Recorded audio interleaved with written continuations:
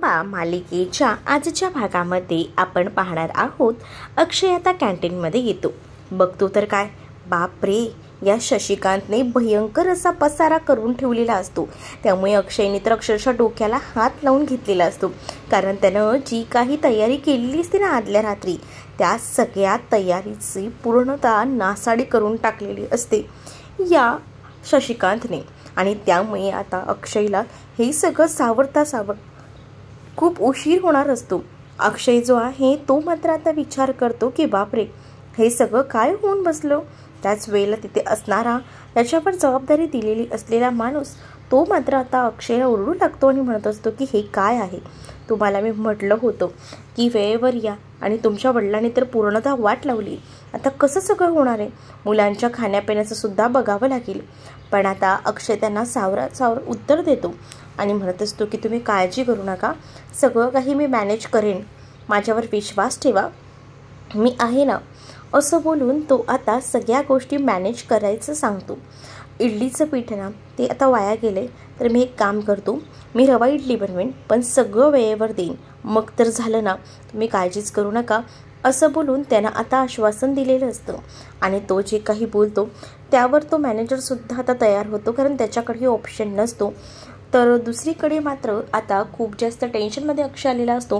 कितीही काही झालं तरी त्याचं हे नवीन काम आहे आणि हे सगळं मॅनेज करणं ते सुद्धा तितकंच कठीण आहे. म्हणूनच त्याच्यासमोर हा मोठा प्रश्न उभा असतो की एवढं सगळं कसं मॅनेज करायचं. पण तरीसुद्धा त्याने जिद्द सोडलेली नसते, कारण तो एक कुक असतो, शेफ असतो आणि तो ही एक जबाबदारी उत्तमरित्या पार पाडू शकतो. आणि त्याचसाठी त्याने उत्तम अशी तयारी करायचं ठरवलेलं असतं. आणि त्यासाठी तो म्हणत असतो की प्लीज मला एक संधी द्या, मी त्या संधीचं सोनं करतो. त्यावर त्या मॅनेजरने देखील त्याला संधी दिलेली असते. तो म्हणतो की ठीक आहे, करा, तुम्हाला जसं करायचं आहे ते, पण वेळेवर करा, नाहीतर आरके मॅडम खूप जास्त चिडतील, असं देखील आता सांगितलेलं असतं. त्यावर अक्षय म्हणतो की तुम्ही काळजीच करू नका, मला वेळ दिला आहे ना म्हटल्यावर मी सगळं काही नीटच करणार आहे, तुम्ही चिंताच करू नका, असं देखील सांगितलेलं असतं. तर दुसरीकडे आता अक्षयने अक्षरशः हात जोडलेले असतात, कारण त्याला माहिती असतं की आपण हात जोडल्याशिवाय आपल्याला पर्याय नाही आहे, नाहीतर आपली नोकरी जाऊ शकते आणि आपली नोकरी गेली तर आपल्या सगळ्यावरच मोठी गधा येऊ शकते, हे सुद्धा आता त्याला माहिती असतं. आणि म्हणूनच तो व्यवस्थितपणे सारवासारव करायचा प्रयत्न करत असतो. पण त्यानंतर त्याने सांगितलेलं देखील असतं की तुम्ही काळजी करू नका, मी सगळं काही उत्तमरित्या सांभाळेन. आणि असं बोलून तर त्या मॅनेजरने त्याच्यावर विश्वास ठेवलेला असतो. तो मॅनेजर तिकडनं निघून जातो. तर दुसरीकडे मात्र आता अक्षयला टेन्शन आलेलं असतं, कारण काही झालं तरी हे सगळं काही मॅनेज कसं करायचं हे त्याच्यासमोर मोठं आव्हान असतं, कारण त्याला मॅरेथॉनच्या स्पर्धेला सुद्धा वेळेवर पोचायचं असतं. इकडे आता मॅरेथॉनची स्पर्धा सुरू होणार असते, सगळी मुलं लाईनीत उभी असतात. त्याच वेळेला रमा विचार करते की हे काय, अजूनही जे आहे ते आलेली नाही आहेत, मग आता हिचे पालक जर आले नाही आहेत तर मग आता काय, ही कशी धावणार.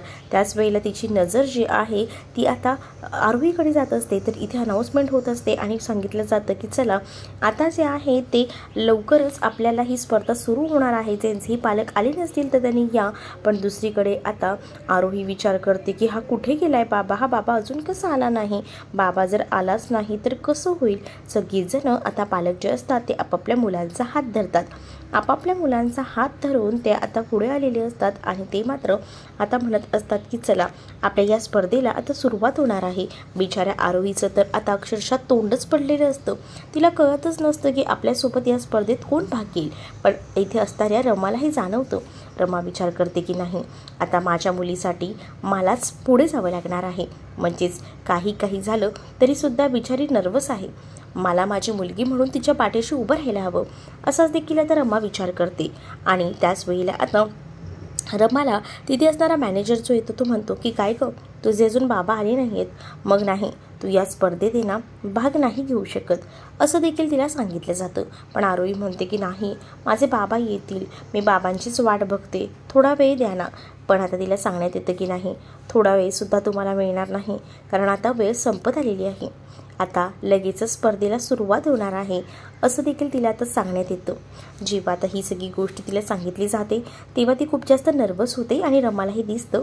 रमा पुढे येते आणि म्हणते की तिची बाबा नाही आले म्हणून काय झालं, तिच्यासोबत मी पळेन, मी आहे तिच्यासोबत कायमच. तर मॅनेजर म्हणतात की मॅडम तुम्ही, तर आरके मॅडम म्हणतात की नाही, करू शकते मी मॅनेज, ती मुलगी बिचारी एकटी आहे आणि तिला या स्पर्धेत भाग घ्यायचा आहे, तिच्या बाबाने यायला उशीर झाला आहे तर मी करेन हे कवर, असं देखील आता तिने म्हटलेलं असतं. जेव्हा आता हे सगळं काही ती म्हणते तेव्हा मात्र इथे असणाऱ्या या रमाला सुद्धा खूप जास्त आनंद झालेला असतो, कारण तिला आता आरोहीसोबत या मॅरेथॉनच्या स्पर्धेत भाग घ्यायची संधी मिळालेली असते. तर दुसरीकडे मात्र आता अक्षय जो आहे तो तयारी करत असतो, पण त्याच्या मनात सुद्धा आता विचार चालू असतो की काही झालं तरीसुद्धा आपण जे आहे ना ते पटापटीकडनं काम करायला हवं, कारण आपल्याला त्या स्पर्धेत पोचायचं आहे, नाहीतर आरोही बिचारी एकटी पडेल हे सुद्धा त्याला माहिती असतं. आरोही तरीसुद्धा आपल्या बाबांची वाट बघत असते. आता अगदी स्पर्धा जी आहे ती जवळ आलेली असते आणि त्याचसाठी लाईनीत उभं राहायला सांगितलं जातं आपल्या पालकांचे हात धरून.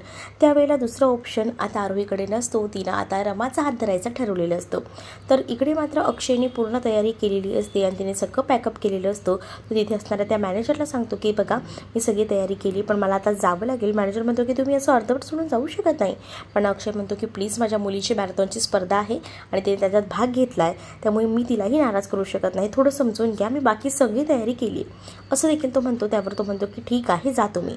तर अक्षय जो आहे तो खुश होतो आणि तो आता मॅरेथॉन स्पर्धेत भाग घेण्यासाठी जातो. तर दुसरीकडे मात्र आता जी आरोही असते तिच्या समोर आता ती स्टारवाली आर.के. मॅडम म्हणजेच तिची परी आई येते आणि त्यामुळे तिच्यासोबत घालवलेला सगळा प्रसंग तिला आठवतो आणि त्यामुळे ती सगळ्या आठवणी ठरवून जाते. तर दुसरीकडे रमाला सुद्धा वाटत असतं की खरंच आपली मुलगी असली असती तर ती सुद्धा इतक्याच वयाची असली असती आणि म्हणूनच ती सुद्धा आरोहीच्या आनंदात आपला आनंद शोधत असते आणि आता ती आरोहीसोबत त्या स्पर्धेत भाग घ्यायला तयार होते. तर दुसरीकडे मात्र आरोहीचा ती हात धरते, आरोहीला म्हणत असते की चला आपण आता या स्पर्धेत आहे ना तो भाग घेऊया, असं बोलून तिने आता तिचा हात धरलेला असतो. त्यामुळे आता रमाला सुद्धा खूप छान वाटत असतं. ते मॅनेजर थोडं थांबवत असतात, पण रमा म्हणते की नाही, जर तिच्यासोबत कोणी नसेल ना तर मी तिच्यासोबत भाग घ्यायला तयार आहे. त्यानंतर आरोहीसुद्धा खूप जास्त खुश असते. आरोही म्हणते की अरे च्छा, म्हणजे मला जे हवंय ते तर साध्य होतंय. आरोही आता खूप जास्त खुश असते, कारण तिला आता माहिती असतं की चला आपल्यासोबत आपली आई म्हणजेच परी आई आहे आणि त्यामुळे ती आजचा एक दिवसापुरती आपली आई असणार आहे हे सुद्धा तिला माहिती असतं आणि म्हणूनच ती खूप जास्त खुश असते. ती आता रमाला मिठी मारते आणि रमाला म्हणते की खरंच ग आई, आज मला खूप जास्त आनंद झाला आहे. तो आनंद मी शब्दातही व्यक्त करू शकत नाही. रमाच्या सुद्धा डोळ्यात पाणी आलेलं असतं, कारण तिला माहिती असतं की आपली जर मुलगी असली असती तर तिनं सुद्धा आपल्याला अशीच मिठी मारली असती. सगळ्या गोष्टींचा ती आता विचार करत असते आणि त्यामुळेच आता जेव्हा या सगळ्या गोष्टींचा ती विचार करते ना तेव्हा मात्र खूप जास्त आनंद आरोहीला सुद्धा होत असतो. आरोहीला बरं वाटत असतं की चला आपली आईच आपल्यासोबत आहे आणि त्यानंतर मात्र आता त्या स्पर्धेला सुरुवात होणार असते. म्हणून रमा आपला पदर वगैरे व्यवस्थित बांधते आणि त्यानंतर आता ती पळणार असते, कारण तिला आता काही झालं तरीसुद्धा आरोहीची साथ द्यायचं असतं. इकडे अनाऊन्समेंट होते की चला आता वेळ आलेली आहे, स्टेडी गो असं म्हटलं जातं आणि ज्या वेळेला आता तिकडनं रमा पळत असते आरोहीला घेऊन, तेव्हाच आहे ना तिथे अचानक जे आहे अक्षय आलेला असतो आणि अक्षय विचार करतो हे सगळं काय आहे, म्हणजेच कोण हे सगळं करते. त्याच वेळेला आता तो विचार करत पुढे जातो आणि म्हणतो की नाही, असं थांबायला नको, बघायला हवं कोण आहे तिच्यासोबत. आणि तो सुद्धा आता आरोहीसोबत पळायला जातो. त्याच वेळेला तो आरोहीचा हात जेव्हा धरतो ना तेव्हा पाहतो तर काय, तिथे आता रमा असते आणि रमाला बघून तर त्याला 440 वोल्टचा झटकाच लागतो.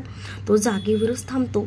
रमासुद्धा जागेवर थांबते, कारण तिलाही सुचत नसतं की आता काय करावं आणि म्हणूनच ती एका जागी स्तब्ध होते. त्याच वेळेला आता अक्षयही तिच्याकडे पाहत असतो. रमा आणि अक्षय एकमेकांकडे पाहत असतात. तर दुसरीकडे आता ही स्पर्धा थांबलेली असते, म्हणजे हे तिघच जण पळायचे थांबलेले असतात. तर आरोही त्यांना म्हणते की अरे तुम्ही का थांबलात, आई बाबा चला ना, पळा ना, मला ही स्पर्धा जिंकायची आहे, तुम्हाला मला हरताना बघायचं आहे का. तर आता रमा म्हणते की नाही बाळा, तुला मी कधीच हरू देणार नाही आणि असं बोलून ती आता पळायला सुरुवात करते. त्याच वेळेला इथे म्हणजे आरोही हीच माझी मुलगी आहे, बापरे, म्हणजे इतके दिवस जी मुलगी माझ्या बाजूला होती तीच माझी मुलगी होती आणि मी विचार करते की माझी मुलगी नाही आहे, असाच विचार आता ती करत असते. तर दुसरीकडे अक्षयसुद्धा विचार करत असतो, म्हणजे ही हिला आई म्हणते, हिनं ओळखलं आहे का हिला, काहीच कळायला मार्ग नसतो अक्षयला या सगळ्या पुढे. तर दुसरीकडे आता स्पर्धा ही सुरू असते. रमा, अक्षय आणि त्याचसोबत आरोही हे पुन्हा एकदा पळायला सुरुवात करतात, कारण त्यांना पळणं तितकंच गरजेचं असतं. आणि जेव्हा ते पळायला सुरुवात करतात ना, तेव्हा मात्र आता इथे ती स्पर्धा ते दोघंही जण जिंकतात आणि आरोही ही जास्त खुश होते. आरोहीसुद्धा आता मिठी मारते आणि आरोही म्हणते की ये मी जिंकले. परंतु तिकडे मात्र तिचा जो काही आनंद असतो तो बघूनच रमा अक्षयला आनंद होतो. पण दुसरीकडे अक्षय जो आहे तो एकटक त्या रमाकडे पाहत असतो, कारण आहे ना त्याला आता ह्या सगळ्याचा मोठा धक्का बसलेला असतो, कारण तब्बल 7 वर्षानंतर त्याला रमा दिसलेली असते आणि तो एकटक त्या रमाकडे पाहत असतो. तर दुसरीकडे रमासोबत घडलेला सगळा प्रसंग, तिच्यासोबत सगळ्या घालवलेल्या आठवणी त्याच्या डोळ्यासमोर ताज्या होत असतात आणि त्यामुळेच तो त्या गोष्टीचा विचार करत असतो. तर ज्या वेळेला आता अनाउन्समेंट होते की या स्पर्धेत अक्षय देवधर आणि आरोही देवधर जिंकलेले आहेत, हे ऐकल्यानंतर रमाला तर धक्काच बसतो. तर स्टेजवर आता अक्षय देवधर आणि आरोही देवधर यांना बोलवण्यात येतं. तर स्टेजवर जेव्हा बोलवण्यात येतं तेव्हा त्यांना ट्रॉफी देण्यात येते आणि म्हणूनच ट्रॉफी घेण्यासाठी म्हणून बोलवलं जातं. तर बिचारी रमा तिथेच रडत उभी असते, कारण तिला आता एकमेव मोठं सत्य कळलेलं असतं की अक्षय आणि त्यासोबत आरोही हे इथेच राहिला आहेत आणि आरोहीच हीच आपली मुलगी आहे. हे जेव्हा आता तिला कळतं तेव्हा मात्र तिच्यासाठी आनंदाचा धक्का देखील असतो आणि आश्चर्याचा धक्का देखील, कारण अक्षय अक्षरशः तिच्या समोर असतो. दुसरीकडे आता अनाउन्समेंट होते, म्हणूनच आरोही आता त्या दोघांनाही म्हणते की चला ना, मला गिफ्ट घ्यायला जायला हवं ना वरती, चला चला. आणि असं बोलून ती आता वर जायला निघते.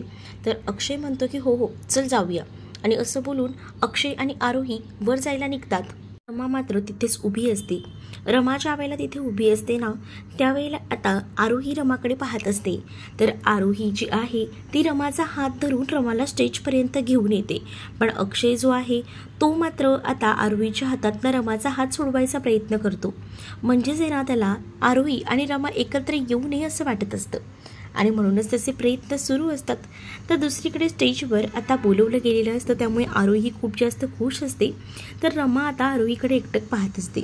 तर त्याच वेळेला स्टेजवर अनाउन्समेंट होतं की आरके मॅडम तुम्हीसुद्धा या, म्हणजेच तुम्हीसुद्धा त्या स्पर्धेत तिला जिंकवून देण्यासाठी विशेष काम केलेलं आहे, त्यामुळे तुम्हीसुद्धा स्टेजवर या. तर आरके मॅडम म्हणजेच रमा काही जायला तयार नसते, पण तिथे आता आरोही आलेली असते आणि आरोही म्हणते की प्लीज ना आरके मॅडम, माझ्यासाठी तुम्ही माझ्या आई बनलात, या स्पर्धेत भाग घेतल्यात, म्हणूनच तर ही स्पर्धा मी जिंकली. पण तुम्ही आता प्लीज माझ्यासाठी याल का मॅडम, प्लीज. असं बोलून आरोही शेवटी आता रमाला घेऊन जात असते आणि ती म्हणत असते की माझी जर आई असली असती ना तर तिनेसुद्धा मला असाच सपोर्ट केला असता जसं तुम्ही केलं आहे, पण मी माझ्या आईला कधीच पाहिलेलं नाही आहे, असं देखील ती म्हणत असते. तेव्हा कुठे अक्षयला जाऊन खात्री पडते की आरोहीला ही रमा तिची आई आहे हे माहीत नाही आहे. पण दुसरीकडे मात्र आता रमा आरोहीच्या सांगण्यावरनं स्टेजवर जाते. तर स्टेजवर गेलेली रमा आणि अक्षय समोरासमोर पुन्हा एकदा येतात. ते दोघंही जर एकमेकांकडे पाहत असतात. तर आता ट्रॉफी देण्यात येते. अक्षयचं लक्ष त्या फोटोकडे नसतं, सगळं लक्ष रमाकडे असतं. तर रमाला सुद्धा तो फोटो वगैरे काढण्यामध्ये कोणताही इंटरेस्ट नसतो, कारण तिच्यासाठी हे एकमेव मोठं कारण असतं. तिला त्याची मुलगी भेटलेली असते, पण ती मुलगी भेटून सुद्धा तिच्या जवळ येणार नसते, कारण या अक्षयमुळे. त्यामुळेच आता तो विचार करत असतो. तर दुसरीकडे आता रमा जी आहे ती स्टेजवरून रागारागात निघून जाते. तर आरोही विचार करते की हे काय झालं, या आरके मॅडमच्या का निघून गेल्या. तर दुसरीकडे अक्षय म्हणतो त्यांची ही आताचीच नाही जुनी सवय आहे. त्यावर आरोहीला काही कळत नाही. आरोही एकटक अक्षयकडे पाहत असते. तर अक्षयला कळून चुकतं की रमा तिथून का निघून गेलेली आहे. त्यामुळे आता आरोही मात्र खूप जास्त टेन्शनमध्ये येते. ती विचार करते की नाही असं व्हायला नको होतं.